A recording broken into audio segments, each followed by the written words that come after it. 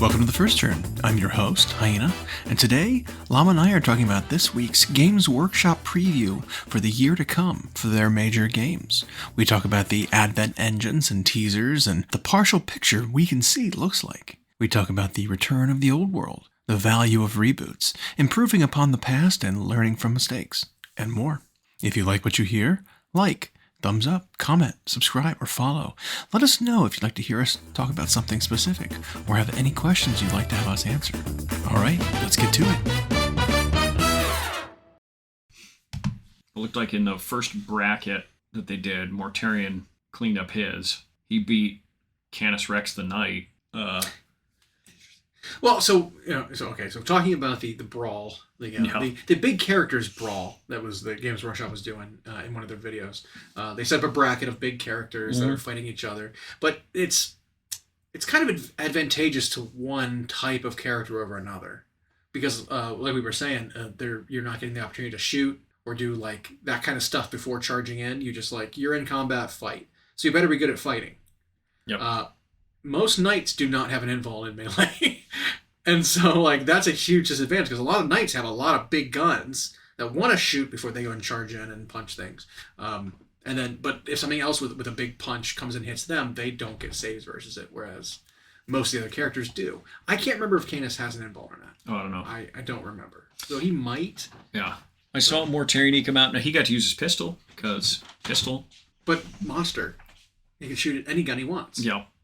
And I only watched a couple of them, and one of them I was in the middle of and then just didn't have time. It was Scarbrand was going against Shalaxi. Scarbrand has to win that, right? No. No? No, because Shalaxi gets to reroll everything and reduce his number of attacks by 1. Well, he needs to hit once.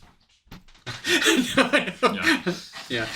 Again, it's just a perfect example of Khorne not being the best fighter. No. Ever. Shalaxi gets to reroll hits and wounds against a target, gets to reroll damage, gets to reroll saves, gets to feel no pain. It was That's pretty wild. Whereas he doesn't have any of that. He's just on invuln. Yeah.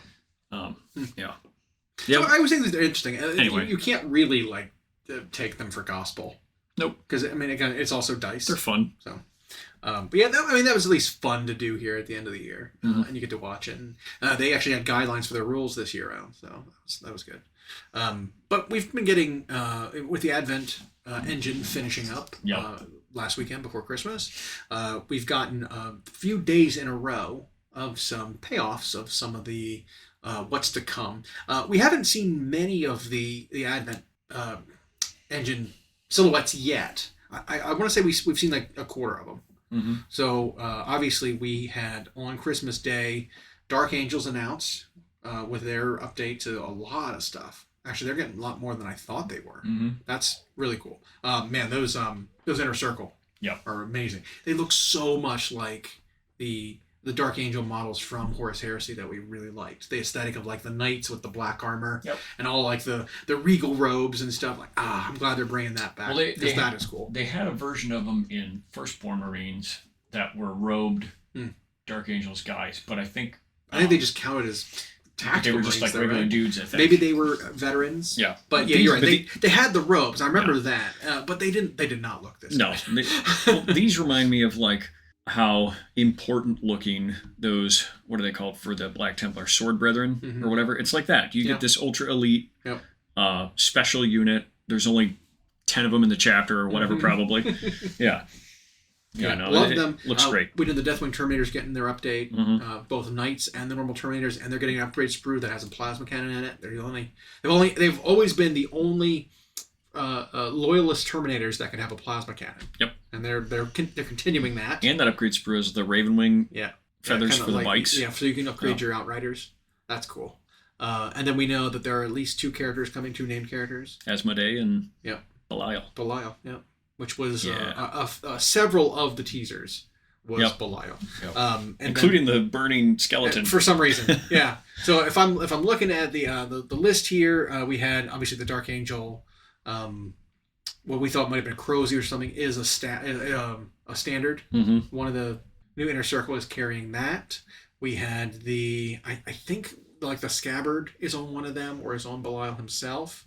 We had the decanter of smoke the sensor. Yep. That was one of them. The burning skeleton was one of them. The Stormbolter was Belial's Stormbolter. Yep. And I think that was it. It was just those 4. And then we had at least one from the silhouettes we had in the last few days. I'm pretty sure those horse feet are from the Age of Sigmar What's to Come trailer that we saw. I think it was yesterday's. But it's really exciting to try to piece these together with other things that we've seen. And it's like, while some of them are like very clear, it's still just so unknown with so many. Yeah. You know? Which just shows how much they've got in the pipeline, you know, and how much the lead time you've got. Because a lot of those pictures, even though they're black and white, it's like that's painted. That's studio painted. So it's been done. It's painted. I bet you could even like mess with contrast on the photo itself, and maybe even see some detail. Because some of them were like that, where they didn't literally black out the entire silhouette; they just darkened it. Yeah. So you could reverse it and see what it was a little bit. That's funny. But so in order, we had 40K was Monday. Yep.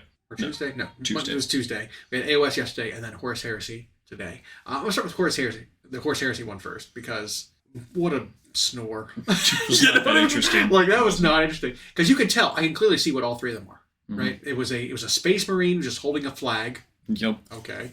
An ancient. He's like the guy in a football game who holds the first down marker. Right. It's just that. Yep.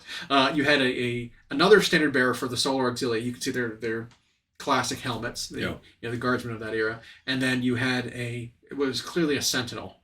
A proto sentinel. Right, sort of open top. It's like the walker, like the call lock guys have from Necromunda. Yeah, where they're just legs with like a thing, and I like to imagine when it's riding, they're like holding onto a handle, and their body is just like flapping in the wind, like they're like a flag, riding that Bronco at the bar. Yep, that's kind of what it reminded me of a little bit, because the guy is just like, he's so precarious on top. Yeah, with his like las cannon or whatever he's got, and that's like, here's what you get, Heresy. That's like. Yeah, that's not very much, other than maybe the fact that it points out that maybe Solar Auxilia is going to be getting plastic. I think that's a big, because a bunch of their tanks exist, so might as well, right? Yeah.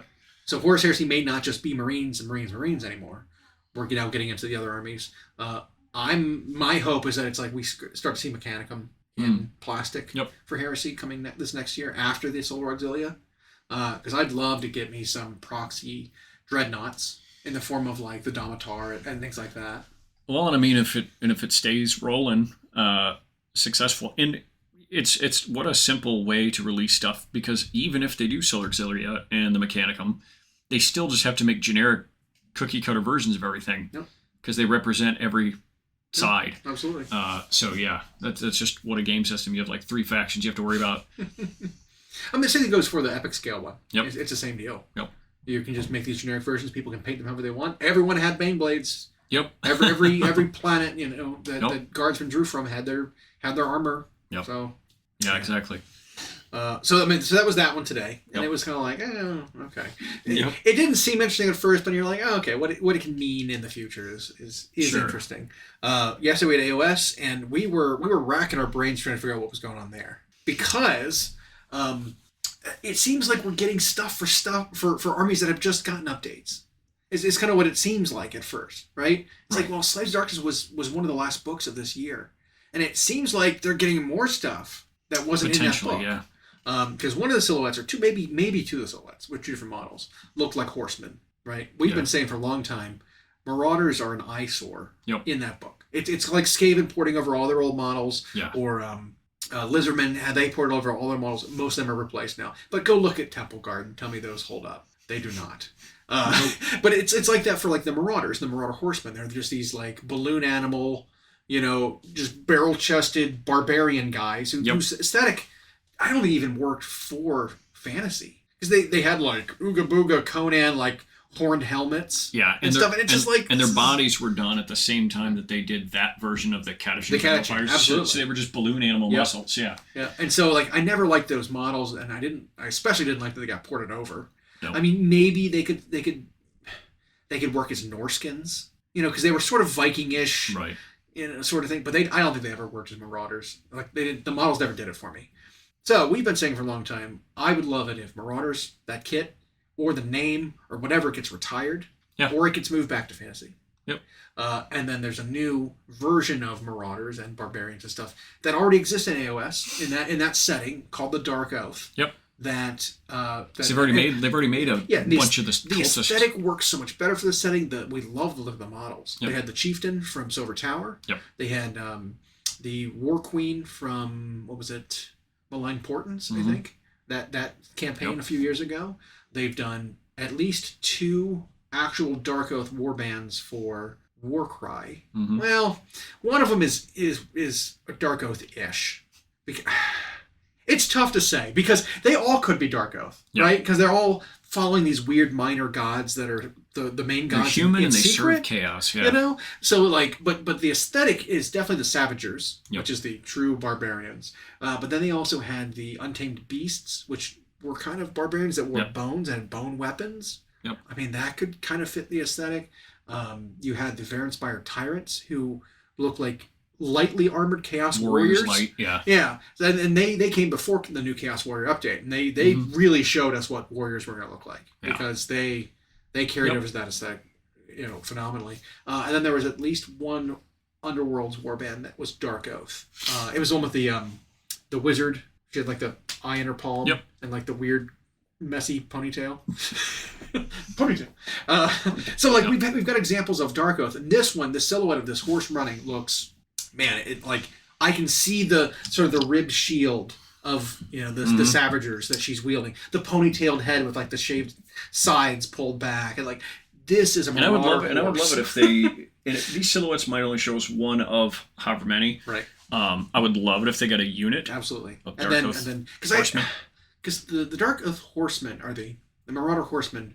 Their rules have always been okay. Yep. Their speed, they're cheap. They usually have a shooting attack. Javelins or something that are decent, but I've never wanted to go and buy those 20-year-old models now. Or maybe not even 20, but like they're old. They're up there. But I've never wanted to go buy those models now. Even though I wanted to run some. I don't want those models. Nope. You know what I mean? And so like this will give me the excuse to go and get actual cavalry for that type of army. Because one of the builds I do for my Slaves of Darkness is very much a cultist, just barbarian heavy army. So I like the idea of it, and so this would give me that opportunity. So I'm excited. It could just be a hero. Could be. But I'd hope that if they came out with a cavalry hero, they'd come up with a cavalry unit to go with them. That's my hope. Maybe a new chariot. The chariot could use an update too. But that's asking for a lot. I would be super cool with them doing a wing of releases that was just speed freaks, lightweight for chaos. Yep. That would be nice. So we had that. Some of the other rumor. One clearly looked like a Night Haunt. Well, yes, that one absolutely. I want to say, if not the same name, the same function of the Karen Wraith. I think it might be a new Karen Wraith model, if not a named guy who's a Karen Wraith kind of esque. Because it's clear he's just a ghost with a scythe. Yep. And the Karen Wraith model is old. I mean, it's kind of in that same era as when they did the old Chaos Lord on foot. Remember that model? Where he's got this big paddle glaive. Yep. And he's got this like pig nose pierced with like these ugly horns. And his chest is huge, but his legs are tiny. Yes. Remember that model? Yep. So like the same era that came out, I'm pretty sure the Karen Wraith came out in a similar time. And just their design wasn't dynamic back then. Even though it was plastic, they came with square bases. They were crammed in. They had to be tightly packed so they could fit in rank and file. So they could fit in a unit. Yep. And so the designs just weren't great. They didn't hold up. The Karen Wraith is a derpy looking model. Like look at the Bladegeist Revenants and everything they came out with when Nighthaunt got their update. Right. They're essentially Karen Wraiths, but good lord, they look so much better because they're like flowing, wispy ghost swinging weapons, and the Karen Wraith is just like, look at me, as he's like hugging his scythe tightly, So an update to that kit would be great. And then we thought there was an elf or Slanesh aesthetic to the other. That one I don't know. So I was digging into that one, looking at a lot of those pictures and reading about what people think, because it could be any kind of elf, right? Yep. Just the way it was like moving and flowing, it reminds me of either the some of the sisters of the Daughters of Cain, the way they move, the witches. It reminds me of War Dancers from Wood Elves. It reminds me a little bit of like the Tenebral Shard. Remember that model from Silver Tower, which never turned into anything. Never followed up. No. And it reminds me a little bit of like I had sent you some photos of like the Idneth, not Idneth, the Lumineth models. I mean, it could be any of those, really. It could be anything from Slanesh, even the humans. Yeah. Right? Like, they kind of are in action pose like that, or are doing weird acrobatics. Yep. There is one photo, though, that I thought was interesting, where it kind of shows it from the opposite side. And it looks like the guy, it looks like a dude on the from the one side, has like a thing up over his head, kind of like dangling almost, kind of off of his head or his helmet.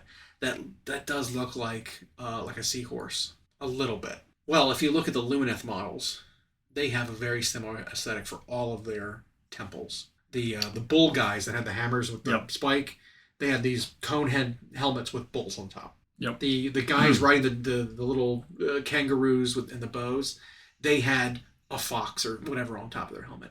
This, we could be seeing a helmet with like these seahorses or hippocamps, so whatever you would call them. Another chamber. So I think it could be a chamber of Lumineth, where they're like, these are people are saying the water temple, as they call it. They're like flowing, dancing, whatever temple of the Lumineth. So they're less like, I'm going to fight you, and more like war dancer-esque. And so like those two paddle things that it had that I thought looked like pickaxes could be those like, sort of curved just blades that he's dual wielding, swinging around. I think that'd be less interesting. When the dead water elves need an update, they're going to expand Lumineth possibly. Yeah, so Lumineth will get their 4th major release, because we had the original ones, which were the archers and the spears. We had the hammer bros. Yeah, you had the two, and then we got the wind guys. Yeah. So it's like, come on, the Eidolons, the big bull, mountain bull, and then the wind fox. So we might get a 4th one now for them, instead of Lumineth getting really any kind of, or Idneth getting any kind of reinforcements. Yeah. Super cool. Just fold them in then. Just make them their water temple. Right. Make them the water temple. Teclis brings them back. That'd be really interesting if they did that. Interesting idea. And then we had 2 other silhouettes that we couldn't really place. They just could be anything, right? There was a guy with pistols, clearly outstretched pistols, dual wielding, and then there was a guy holding a lantern. He had a big flowy cape. We only kind of saw like his right shoulder and part of him, that part of him. I was speculating some kind of Stormcast unit, because they're all about heavy armor, which it clearly had some kind of armor, and flowy capes and lanterns. They do all that. Yep. So I was like, it could be a Stormcast thing, but someone had clearly pointed out that the pineapple head on the silhouette of the guy in the like announcement poster has like, his head has like a pineapple hairstyle on top, where it's like a pom-pom ball. Yeah. And when you look at some of the characters from that Hammer and Bolter episode, where they were in, I think it was Hammer Hall, and they were trying to go underneath of it, the one character in that who is like a mercenary is wearing heavy full plate armor and wielding a pistol and a sword, and his hair, because he's like, his hairs are in like cornrows, and it's kind of pulled back into a ponytail, is like starburst kind of shaped like that, and it's like, oh, that's a pretty good case for being that guy. So we could be seeing like a character unit. Maybe it's him and the Inquisitor. Sort of like how Black Talon got hers. Could be. Yeah. Maybe it's like a character unit, or like a small unit with a character leading it. And so maybe we'll get like another named witch hunter, because the other character in that is a witch hunter who like recruits the mercenary. And so maybe it's just the 2 of them. Maybe it's more of a retinue. Maybe it's a Black Library release or something, because there's at least one book, I believe, with the 2 of them in it doing stuff, in addition to that episode.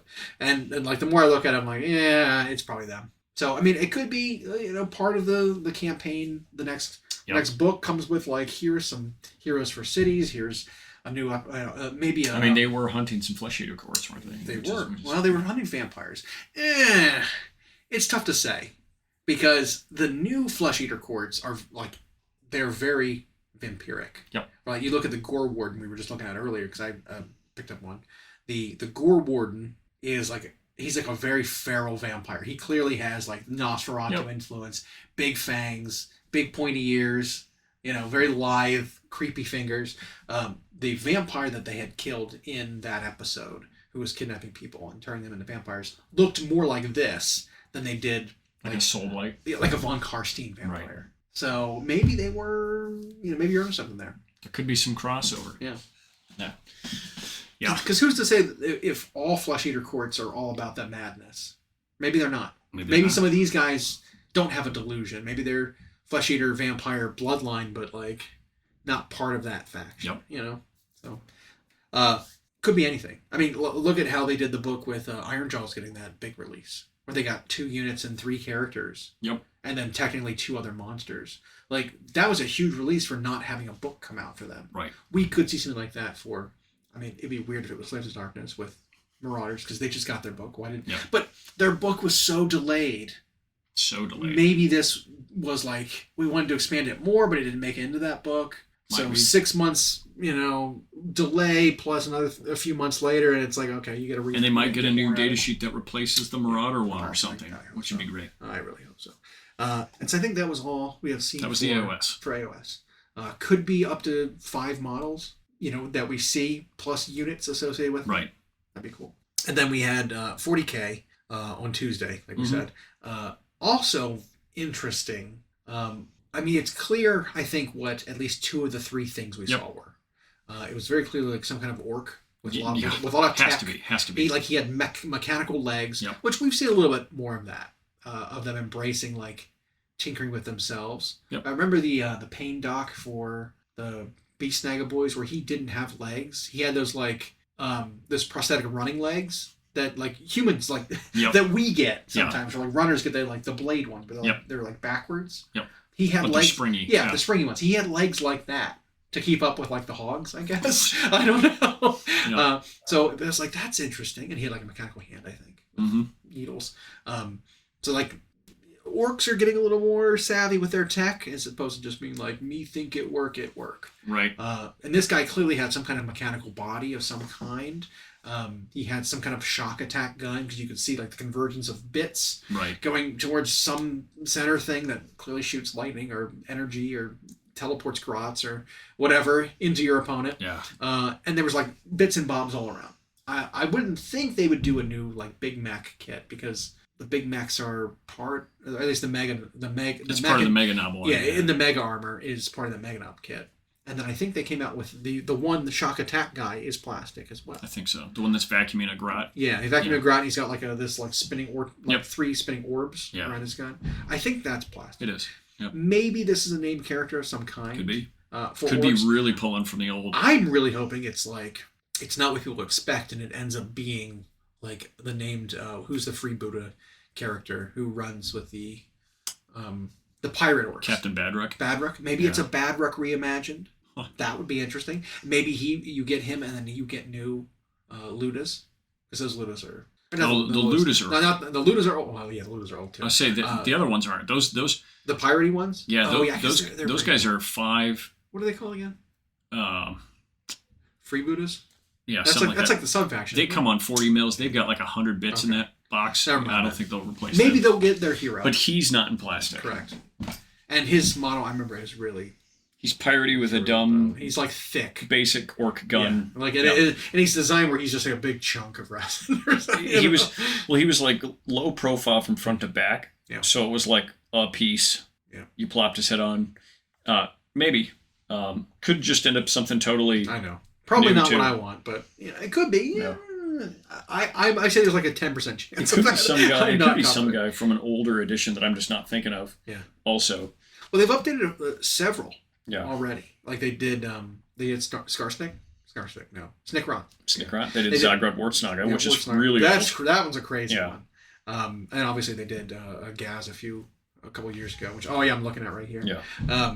So like they're trying to, I think, knock off all the named characters in the different armies and get them new models. Yeah. Maybe there's something that you orc nuts will think of what he is supposed to be. Yep. I don't know. Some guy that just can't remember.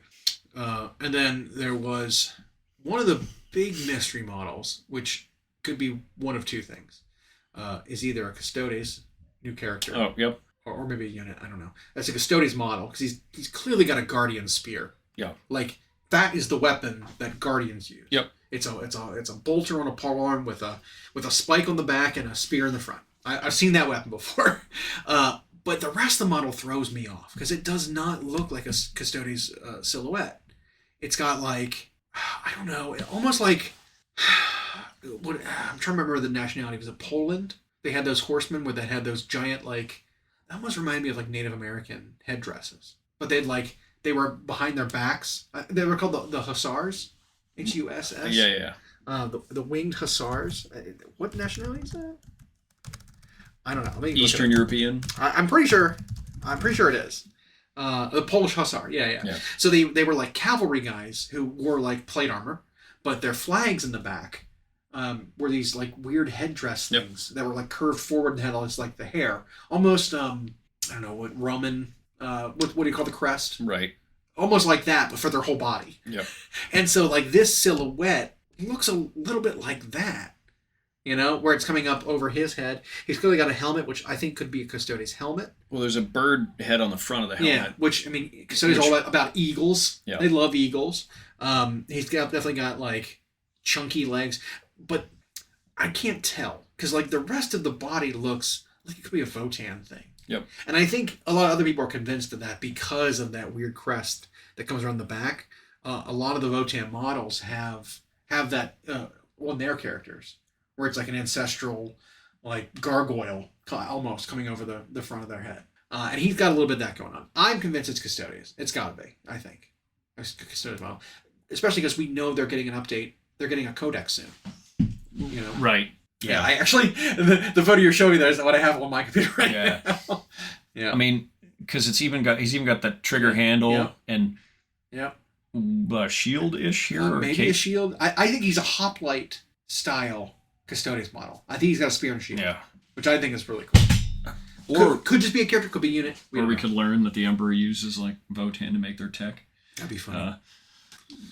Because isn't that the Sigmar story with the Ham Bros? Yeah. Their shields are made by Grungni or whatever. So Grungni, Grungni is the blind dwarven smith who helped Sigmar both build all the cities and forge the first Stormcast, and who's been like helping him with the anvil to try to fix the process, and who actually helped make the Thunderstrike armor to combat that. Although I did literally just read yesterday, Malkador was talking to some custodian, like the two who actually get to stand by the throne. They have special they're consuls of some sort, and he had these funny descriptives. He's like, when it talked to me, it's like the sound that a mountain makes when it talks.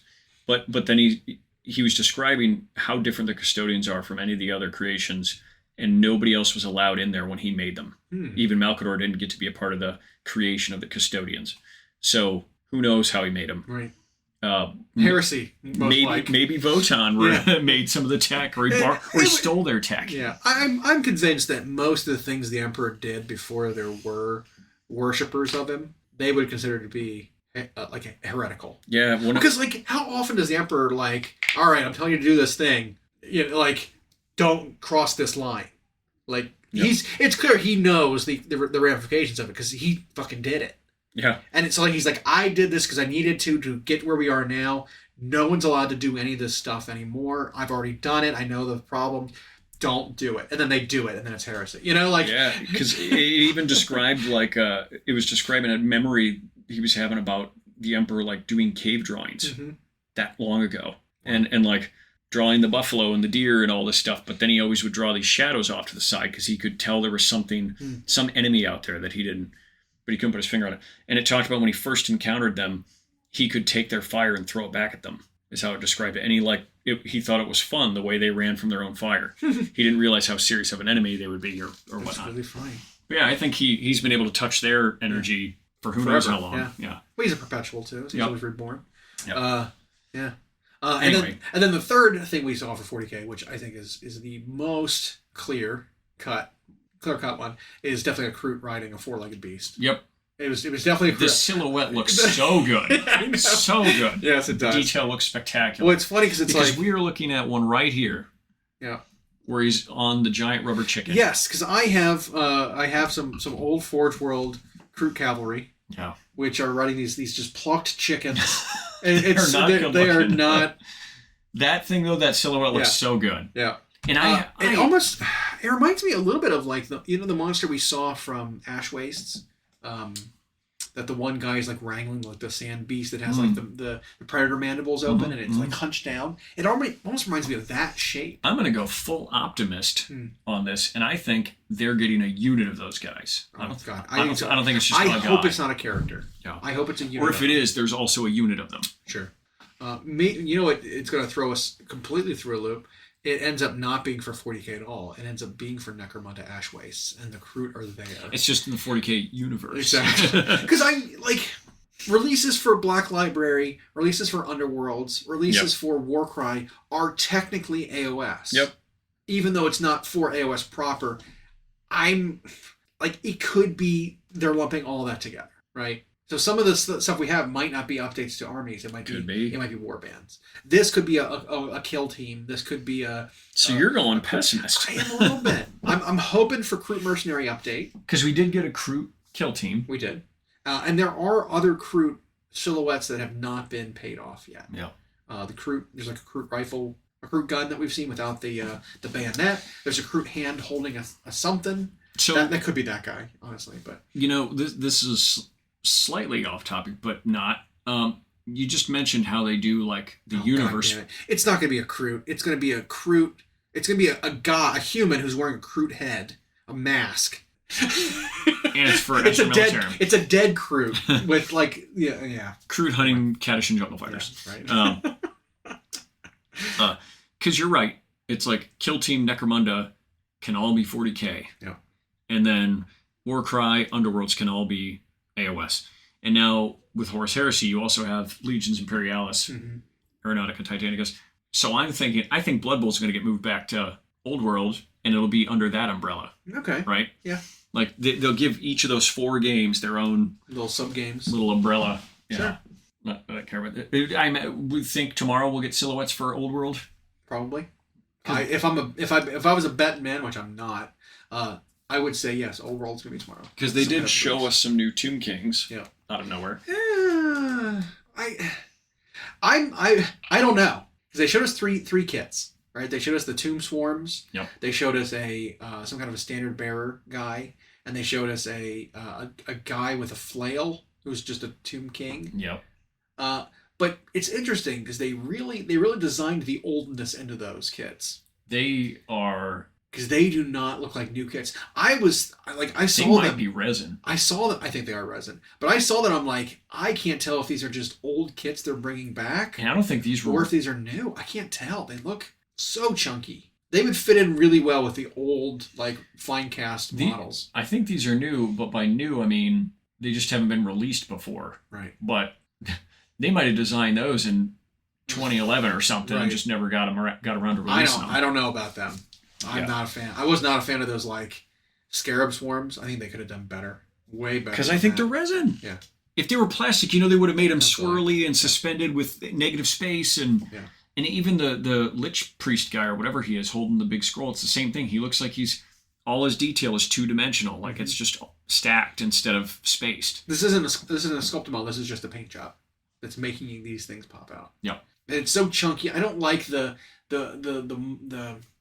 aesthetic they went with the Tomb King, pharaohs, the leaders. They're all so zombie-like. I don't like the aesthetic they chose. The old Tomb Kings that they had were less zombie, more mummy, right, more skeletal. These guys are just fleshy. You know what I mean? Yep. They give them pallid flesh and glowing eyes, but they're just zombie lords, not mummy lords. You know what I mean? There's a distinction. Yeah. And it's just I don't know if I like the aesthetic. Give them masks. Give them gold masks that cover up their zombie faces or something. I'll take that. But I don't know. Yeah, I mean, I guess the one plus is that they're forge worlding it instead of fine casting it is the thing for that stuff now. But it doesn't have that character series level of forge world touch. Right. It looks like they're old metal and fine cast stuff. We also saw what they were planning on doing for factions for 9 of them at the start. Do you remember the list of that? Yeah. Did you have that handy? I do. And the rest of them are all getting legends for now. They're getting legends rules. That's interesting. That's an interesting way to do it. because that means that old factions are still getting playable rules, even if they're not, maintained, if they're not balanced. Even they don't care because they won't be match play legal. Which, while it doesn't matter if it's match play or not, so they're releasing. People care. They're releasing a handful of books.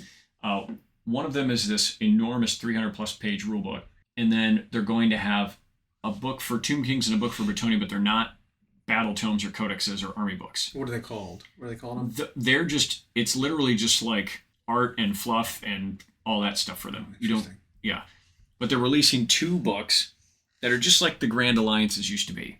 They're doing a Grand Alliance Good and a Grand Alliance Evil. Okay. 2 books. And the Good book has 5 factions. Dwarf Mountain Holds, Empire of Men, Kingdom of Bretonnia, Wood Elf Realms, High Elf Realms, and those are the coastal ones near Bretonnia. Okay. And then their evil is Orc and Goblin Tribes, Warriors of Chaos. We're going to see how many of those models cross over. Yep. Beastmen Bray Herds, same. Yep. And Tomb Kings of Khemri. Yeah. The other stuff in the interim is going to be Legends. Okay. So, and the interim stuff we're talking about that isn't going to be ported in would include ogres, which are a big part. I assume back then in that history too. Probably. Over the east. Your dark elves, but we're talking like Ulthuan area, right? Ulthuan, the island of elves, is really far away from where the Bretonnia is. Yep. And so that area of like the Phoenix King, because it switches back and forth who's in control of Ulthuan, right? Sometimes it's high, sometimes it's dark. Who knows back then? And then like Nagarond area is where a lot of the dark elves are. All that's too far away. Lizardmen's over in Austria in the western continent, South America. So they're not there. Interesting that Skaven aren't part of it. Interesting that vampire counts aren't part of it. Because I was thinking, I was like, man, if like high elves and dwarves are in, why are the vampires? Why are the undead in? Because technically, the vampire counts kind of area was both in the Bretonnian area with the Red Duke, and in the Empire of Men. Yeah, because they were elector counts. That was a part of it. Yeah.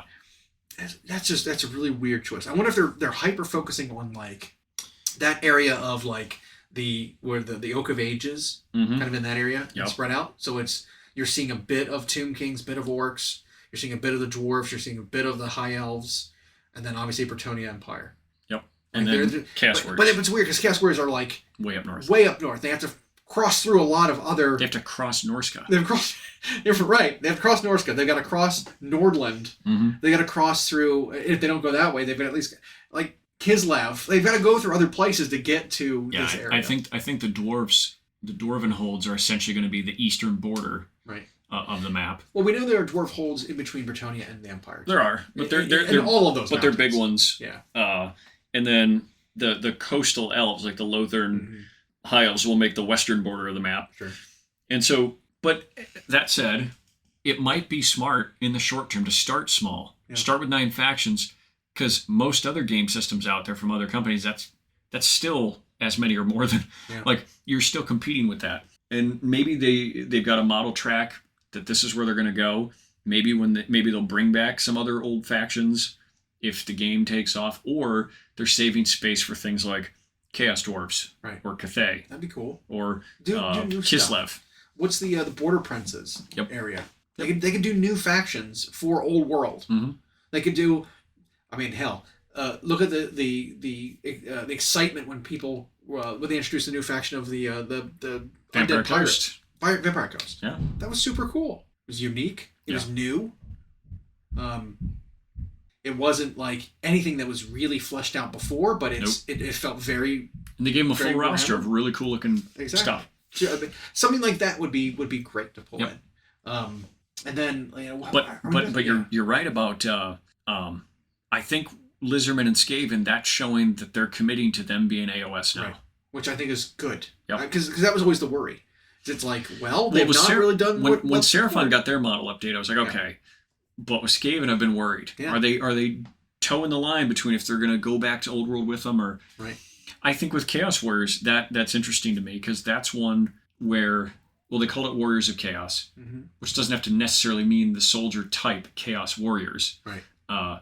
Like, are they going to give them a model that looks more like the old world one, or are they going to just give them the Sigmar super updated flashy ones? I think the Sigmar flashy ones have diverged enough from the old Chaos Warriors that if you went a different art style with Chaos Warriors, or even released the old kit back into it, it looks different enough to me that it's like these are for different games. Because like I've painted me some old, elbow in Chaos Warriors, and it's like where they're just shield and weapon, doing nothing. They're not as dynamic. They look aesthetically very different from the new ones. Yeah, so maybe it was one of their first trial runs at the push fit stuff, because it was literally the front half just clipped over the whatever, and you put the hands on.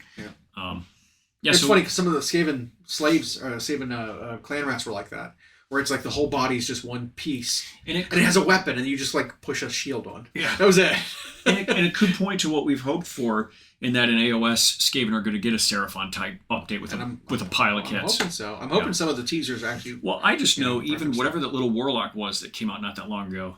The guy, no, not for AOS very recently. He might have been Underworlds. But he's got a staff with a gem in it, and then he's holding something over here with smoke coming from it. Because Richard Gray painted part of one. Was that a Slanesh one? No, it was Skaven. Skaven one? Yeah. Why not? What? It was like an Underworlds warband. For they did the Clan Pestilence one. Yep. Yeah. And it's like, so their aesthetic looks great on New Skaven. Yep. They just got to make them. Yeah, they had the standard bearer, or the not the standard, the sensor bearer, the single sensor bearer, and the Plight Monk. Yeah, that's right. The little rat holding a warp stone chunk. Yep. Yeah. Why not?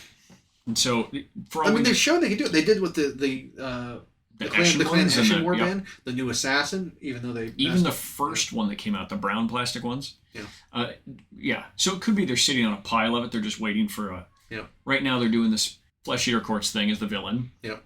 And then, which is cool. Yeah. I mean, it's Flesh Eater Courts plus vampires, as it's turning out. Yeah. Are both a threat. But it's stemming from the Flesh Eater Courts. I'm noticing... So Nagash, who has kind of been involved at the end of every edition. Yes. The Death factions are the big bad guys in pretty much every edition's end. Yep. After the big battle with the initial season 1, call it, of AOS, between Chaos and Stormcast, everything else has been like death is a problem. Yep. I mean, where it was like either we have to bring guys out to fight ghosts, we've got to bring guys out now to fight the madness. Teclis had to fight plagues. The Necroquake, and Skaven screwed it up. There was a bit where it's like, oh well, now there's these like bone construct armies we got to fight now that are messing everybody up with the Bone Reaper release. Like undead are just the problem. Yep. So. Shadespire, even a bit of that. That was an undead city. Yep. What's the board game that had the weird shake-up with the wolf people? Remember the wolf? It's one of the quest ones, wasn't it? Yeah. Something City, Curse City. There you go. Curse City. That was Vampire The one that released, disappeared, wasn't talked about, got re-released again. Exactly. Yes, that one. But yeah, Death is always the big bad guy now in kind of this setting, and I'm glad they diverged from being Chaos being the big bad all the time. Because they started AOS with Chaos having just lost the war, basically, and it was like, oh. Yeah. So it was like... Well, it was a hollow victory. They won the war. They won the war in the story before the game. Yeah. Yeah. Exactly. But then they just like, we're just going to shut our doors and you can't come in. Yep. We'll just rebuild here. And they're like, oh, now we're bored. Yep. Which... and so it's been... Nagash all the way. He felt everybody betrayed him, and so now he's stealing everybody's stuff. Mm-hmm. They stole his stuff first. All your dead stuff is now mine. Yeah. That's right. I think it's funny how often he gets foiled by just the stupidest things he didn't plan. Like the one story of the Necroquake one, the Malign Portents, where he like inverted the direction of the realm of death. For the way the magic worked, yeah. So like, instead of it being like strong death outside, near the edges, it was strong death in the center. That whole thing was because his pyramid was sabotaged by a bunch of Skaven looters. Yep. Which is hilarious. Yep. Because it's like they did a short story which cracked me up so much. They talked about they were planning this heist of this really important mission that they were going to do, and like they had these assassins that they had recruited from all over. And one of the guys was like, "This is the biggest, most hulking impressive like assassin specimen, Skaven specimen, like anyone had ever seen. This guy looked terrifying because he was just this big, huge assassin. And they're like, all right, well, this guy's going to get this job done. They're like, oh man, what are they going to do? So they go through a warp null hole, whatever, and they teleport in this place, and it's within one of Ganash's keeps, and you're like, what are they doing?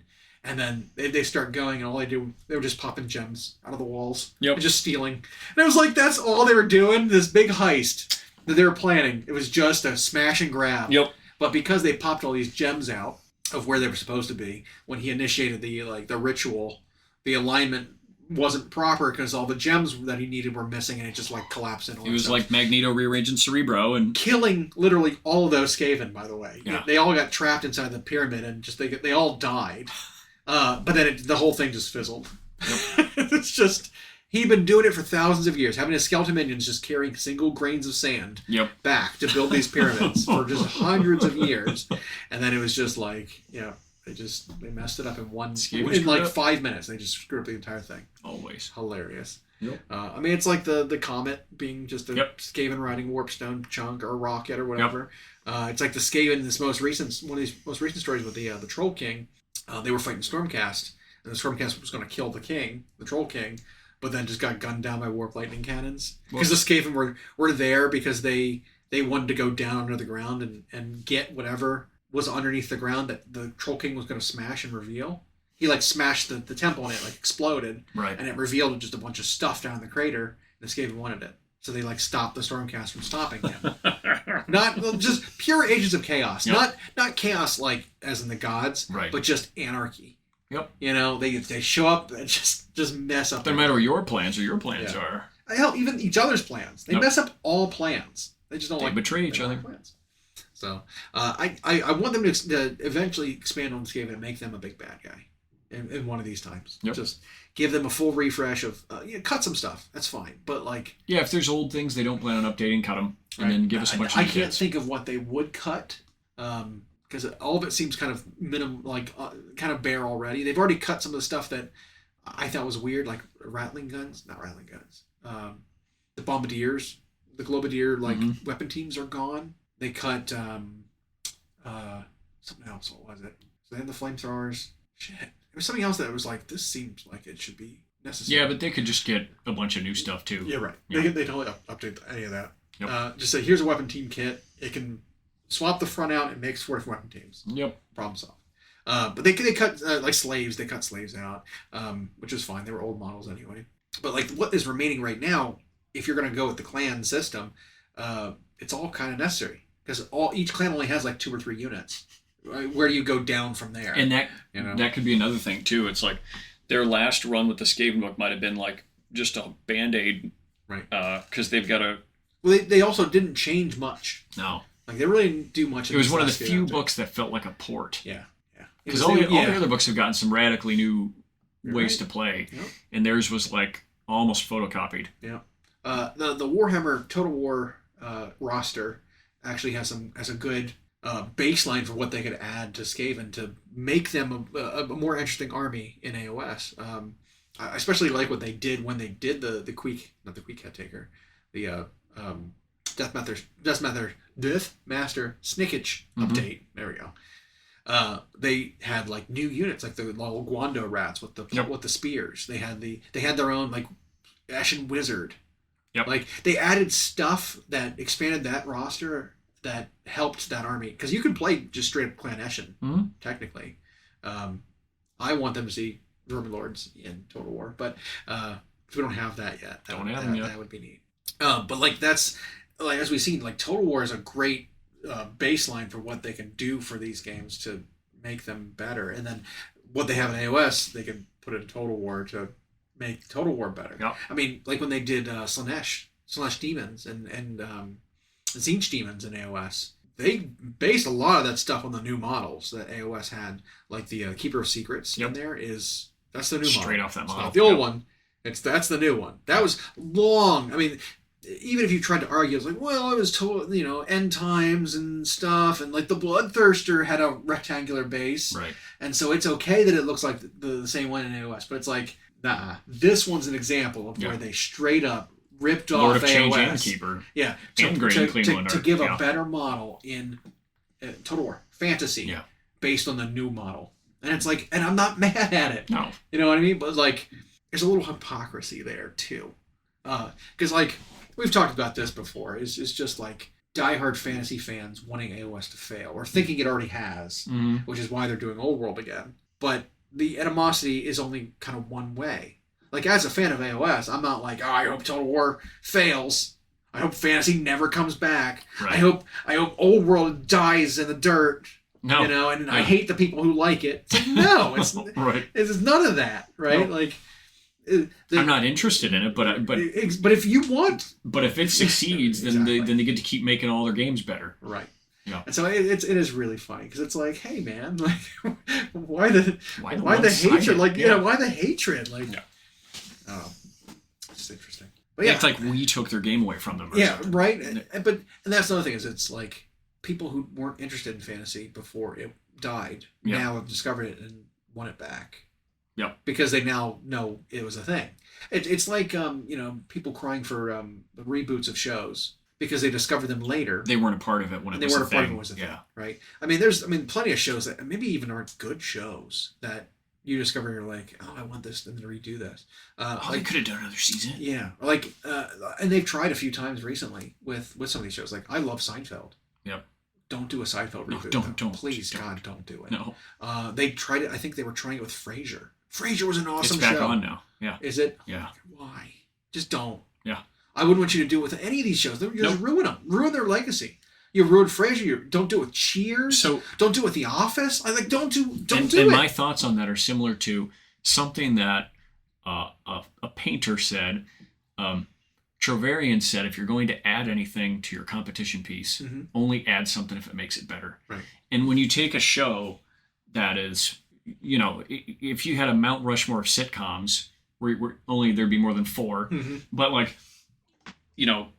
those shows like The Office, like Frasier, those ones are in there. They're Hall of Fame sitcoms because of what they were and their containment.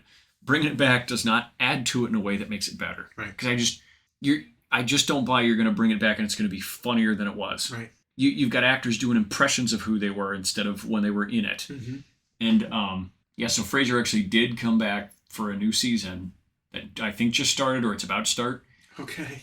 And The Office thing, so that one's weird because it ended, 2014 or 2015. So we were in the age of the internet. And a bunch of young people didn't know about it, but it became the most rewatched show on streaming services. And there was a website that was still alive where you were seeing like what Angela and stuff like that was still up to. And then she did a podcast for a while with Jenna Fisher. And so it was like they were clamoring for it to come back. John Krasinski did some stuff during COVID where he brought them on Zoom calls, but don't do it. You actually wrote off those characters in a way that was really good. They're all off doing different things now. What reason do you have to bring them back to? So I actually think it just wholeheartedly makes it worse. Yeah. I mean, I'm having a hard time thinking of an example where you come revisit a show 10 years later and do another season. Arrested Development? And it works. Oh my God, that was one of the worst ones. Yeah. That was so bad. Yep. Holy crap. I love that show. I almost don't want to go rewatch that show because of that latest season. Yeah. It was awful. And to a lesser extent, Parks and Rec did that. I did not like that recent season either. I think that 3 year later season or whatever, it actually is easily the worst one. Yeah. They kind of did it with, this show wasn't quite as up my alley, but New Girl did that for their last season. But it's like you take time away and then you come back to try to do it and it's not the same. It's just not. Although I guess one show, I mean it's not a sitcom, but one show that actually did okay was Futurama. They rebooted Futurama like 3 times. Well, on different like platforms. Well, and I think you have the advantage with a cartoon of your characters don't age, right? And so you can always just drop them right back into what they were doing. That's a big thing, right? Yeah. It's like with if you did The Office, what would you set it a year after it ended? You can't do that. It'd have to be like the actors. 8 years later, the actors have aged 8 to 10 years or however whenever you do it. You couldn't just drop them right back in, and then so you assume 10 years have passed. And what, they're all just working in that same office with the same dynamic still? It's like, no. Because you had Jim and Pam moved to Austin, and Daryl moved to Austin to run that business. Right. You had Michael moved out to Colorado with, what's her name? Holly? Yeah. They're married and they've got kids out there. And then it's like, Kevin got fired and now works at a bar. Yeah. Creed got arrested. So how does this show work if you reboot it? Ryan and Kelly have run off somewhere in Ohio. Like, yeah, you have no reason to bring it back. Yeah. Oh, and Nard Dog is now an alumni over at Cornell. Like, so yeah, you can't bring any of that back. So what you would have You're just going to do the interns who were in that last season? Or what you have to do is come up with a new cast with the same general premise as the show. Right. And try to hope it works without doing impressions of the previous characters. You can't have the same characters anymore. No, you'd have to have completely different ones who have a different dynamic, and then might as well not even call it The Office at that point. Right. Call it something different. It's a different show. It is entirely different. And in this day and age, are you gonna still make us believe that a paper company, a mid-market paper company, and a so it would be a different cast, a different location, probably a different industry, different dynamics. Just give it a different name. It's a new show. Yep. Sorry, it's a new office comedy, workplace comedy. And it ended on a good note in the sense that in that last season, when they did introduce some new characters like those interns, it's like they were funny, but that's fine. That's all they gave us. We don't need to see Dwight as regional manager running those guys. Right. And why would he still be there 9 years later? Yeah. I did see something about that Frasier with like the son. Frasier's son now being Frederick or whatever. Frederick being so much older, and he's an adult. He's a character on the show, and it's like, is he supposed to be like Frasier? I don't know. And then Frasier's now his dad. I haven't watched any of it. Me either. It's just like I just don't see how this works at all. Like I don't get it. Are they trying to set up Frederick for his own show? I don't know. Just called Frederick. I don't know. Yeah. It's when the best way to bring stuff back is cameos. That's it. And like during Frasier, during its 11-year run, they brought the Cheers guys back a couple times. Absolutely. And not all of them. And those episodes were fantastic. Yeah. That's all you needed to do, though. Like, don't bring the whole shows back. Like, I agree. But we're in an age where like sequels are the name of the game. Sequels, prequels, sidequels, spin-offs. Yep. And it's just like, oh man, come up with a new story. Well, and it says something to the, like, maybe the writing's so unsatisfactory, or the audiences just have so much less ability to retain what happened or how something concluded, that they're just like, well, we always need more information, so write more, give us more. We need to tie our project to an older project. Yeah. In order for it to for people to even get on let's board introduce with it. Today's generation to what was popular 27 years ago, so let's bring... Well, like they started doing a live-action remakes of all the Disney movies. Why? Most of them have not been good. Why? No, none of them have. Yeah. I can't think of a single one that's been good. I thought The Jungle Book was okay. Yeah. But okay. And it was mostly Idris Elba as Shere Khan. Yeah. Was okay. But it's funny. I think it's hilarious that they call a lot of these live-action remakes, but some of them are not live-action at all. All CG. Yeah. Like Lion King. They called it the live-action remake. All CG. And it's like, these are not real lions. This is all animation. These are all animated lions. This is the opposite. I can confirm of live action. Lions don't talk. Right. It's just like what? It's like, yes, okay, Little Mermaid, sure, it had a couple of people in it. Right. But for the most part, the fish were CG too. Like these are. Yeah. They're just animation, updated. You know animation. what I actually want to see? I want them to see a live action remake of these, but it's just people in costumes. But it's not like veiled that the fish is like a person in a costume. It's just like a person painted like a fish. You know what I mean? I want them to go really cheesy with it. Like, it's a guy, like almost theater. Yeah, almost. Yeah. But I want some forced perspective. Like it's just like a tiny person dressed as a crab who plays Sebastian. You know? But still interacts with the scene, and it's just little. Like that would be live action. Or if it was just a real crab and they like dubbed it over, it's like animation, it's movements. Yeah. That's live action. Yep. These are just animated movies. Yeah. And how do you like make the lightning strike twice? Right? Like look at the cast for The Lion King. It was perfect. Yep. Like how do you improve upon any of those characters? And I still, in most of Disney's early animated gems, they weren't even original story. They were based on books. Absolutely. But The Lion King was their thing, and it was a pinnacle. It was so good, such a huge hit. Their songs were popular forever, and it still holds up when you go back and rewatch it. And it was like, and you were going to redo that with CG. Does that make it better? And it didn't. One of the things that made the original Disney characters work is actually because they animated so much into their face. Mm-hmm. Whereas this, they tried so hard to make the lines look real that they had no emotion. They had no there was nothing to make the people relate to the characters. Just lions walking around and then their mouths would move. It was awkward. Yeah. Yep. And why did they have James Earl Jones try to read it? He's like 100. Yep. And so the lines were just like, everything the light touches is our kingdom. Why not at that point just use the actual original audio? Yep. And don't even worry about him re-recording it. Yeah. Because you don't need to. It's the same story. It's literally the same movie. Yeah. Just use the audio from the actual animated one. Yep. It'd have been fine. And No one would have got mad. Even whoever was doing the kids, like Nala had no emotion. She like pins him and's like, Pinja. Or like Timon and Pumbaa. How do you improve upon that? No. That was great. Yeah. You know? Nathan Lane and whatever the guy's name was. That's so funny. Yeah. Jeez. Yep. There you go. But it's like Old World. Trying to bring it back? You better make some improvements to it. We've seen... I am glad they picked a different era in its history. We've seen previews of what the rules are going to look like. Yep. And there's some improvements there. I think so. Does it make it a better game? Is it going to be a better game? We'll see. It's now walking out into competition with some games because you have your Kings of War or whatever that's called, and you have your Conquest. You got your. I mean, I don't know if these games are big anymore, but in the void of fantasy as a game, like 5 or 6 ones popped up as being. Yep. Kings of War was your one square of them. bases. You had your Game of Thrones one, your Song of Ice and Fire, which was big for a little while. The Lord of the Rings one, I think, is Middle Earth. Middle Earth is rank and file. No, it's skirmishy now. Okay. Well, there was one that they did a War of the Ring version. Okay. That's what I'm thinking. But now it's back to, I think, just small. And then there's Conquest. Yep. Obviously one of them. And there's one other one I'm missing. Blah. There's another one I know that was big. Sure. That did very similar things with like stands and like whole units getting wiped simultaneously, and you were taking casualties, which was an interesting mechanic. That might have been Lord of the Rings. No, that might have been. Because there was a Lord of the Rings one recently. Because I remember I watched a game and like they had whatever the name of the orc that kills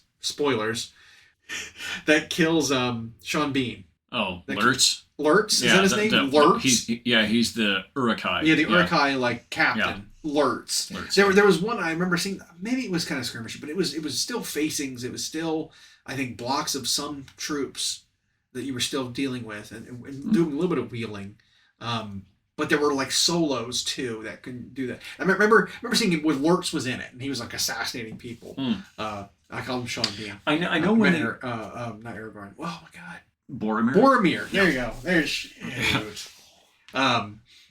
We just crossed the 20th anniversary of Return of the King, by the way. Yeah. So I don't know what edition of Lord of the Rings it was. They did a version that was called War of the Ring that put them on stands. Okay. The recent one, they just call all of it now Middle Earth. Okay. So like they came up with those really cool ram riders for the Dwarven holds in that. They were on rectangular bases too. I think they ranked up to fight, right? Isn't that the same? Middle Earth is all on rounds. Okay, I don't know anymore. But they might still do like do they do trays where the rounds go into trays and do because they did that. They did that for War of the Ring. Point remains, though, there was a void when fantasy disappeared. Yep. Other games have made innovations to the fantasy system. Yep. Is this going to re-innovate its own system to make it a worthwhile game to play over something else that you? Or now that it's coming back, will people abandon those games that fill the void? You know, and then those games will be left for naught. But we'll see. I think you have to, if you're not going to encroach on another market, you have to draw in new players. Do we think Old World's going to pull new players in? I don't know. I mean, are people who because we've talked about Old World before, and it's kind of a put your money where your mouth is sort of move. Yep. Where people are like, hey, I've got this old army. I've got an old army. I've got an old Tomb King's army that I could literally dust off and play with at least a pair of guys at the shop who have old armies. Right. Is it going to be the case where it's just going to be old players coming back and playing with new rule set? Is it going to bring in new players from Total War who played it and said, I liked fantasy. I wish the system and the setting were back. And here it is. Are they going to start playing tabletop then? I think that's a tougher jump than going the other way. I agree. Because I mean, that sticker shock and then realizing the assembly and paint and all that. Yeah. And if those guys, I think, were going to get into miniatures games and they didn't know the old world was coming back, they might have tried 4 or 5 years ago when they got into Total War and then thought, well, there's these other Warhammer universes or Star Wars universe or whatever. I'll play that. So I don't know. So it's a lot of questions of how big it's actually going to be because of these variables. Right? Might be why they're only doing 9 to start. How many new players? Yeah. How many sales are you going to make off of old players bringing their old armies back? You give them some new stuff to have to buy. And some of those guys were the kind who never bought new models ever. Exactly. They always just held on to their 30-year-old. And then for the players who have moved on to other game systems, are they going to come back? Right. Are players who already play a fantasy game or another Games Workshop game also going to play this one too? Mm-hmm. It's just I don't know. How big is your market for Old World? I'm not sure. And maybe that could be why there's so few brand new models to start.